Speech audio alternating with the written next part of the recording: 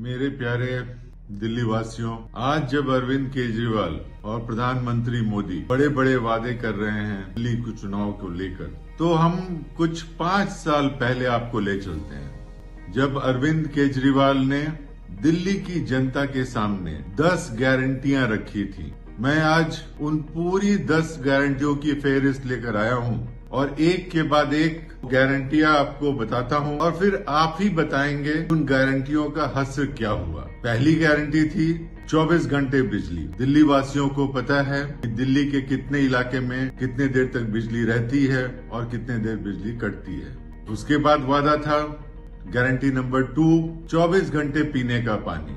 आज एनडीएमसी के इलाके में, जहां दिल्ली के सबसे महत्वपूर्ण शक्तिशाली लोग रहते हैं, वहां भी 24 घंटे पानी का सप्लाई नहीं होता है। और जहां हमारे झुग्गी झोपड़ियों के भाई बहन रहते हैं, वहां जो पानी आता है वो पानी जानवरों के पीने लायक भी नहीं होता है। ये दूसरी गारंटी। तीसरी गारंटी थी पूरी दिल्ली में अंडरग्राउंड पावर केबल्स बिछाए जाएंगे। आप सब दिल्ली में रहने वाले देखते हैं कि जब भी आप जहां भी खड़े हैं वहां से ऊपर आसमान की तरफ देखते हैं तो तारों का एक जाला सा, मकड़ी के जाले की तरह तार नजर आते हैं। इस गारंटी का क्या हुआ? चौथी गारंटी, विश्व स्तरीय स्कूल। आज दिल्ली के जो कॉरपोरेशन स्कूल हैं उनकी क्या हालत है वो किसी से छुपी नहीं है। आज दिल्ली में हर नागरिक कोशिश करता है कि अपने बच्चों को प्राइवेट स्कूल में पढ़ाया जाए। हमारे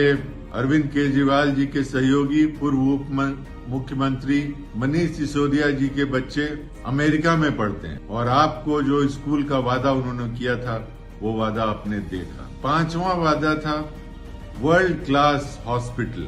आज जो सरकारी अस्पताल हैं, जब आप उनके कॉरिडोर्स में जाते हैं तो देखते हैं कि किस तरह मरीजों के साथ जो अटेंडेंट हैं वो कॉरिडोर्स में अपना बिस्तर लगाकर किसी तरह से रात गुजारने पर मजबूर हैं और किस तरह की स्वास्थ्य व्यवस्था वहां मिल रही है वो किसी से छुपा हुआ नहीं है। छठी गारंटी और बहुत महत्वपूर्ण गारंटी थी प्रदूषण रहित दिल्ली। आज दिल्ली एक गैस चेंबर बन गया है। लोग जब दिन की शुरुआत करते हैं तो पूछते हैं कि आज का AQI क्या है, एयर क्वालिटी इंडेक्स क्या है, आज की हवा कितनी प्रदूषित है। इसके आधार पर वो अपनी दिनचर्या शुरू करते हैं। 7वीं गारंटी स्वच्छ यमुना।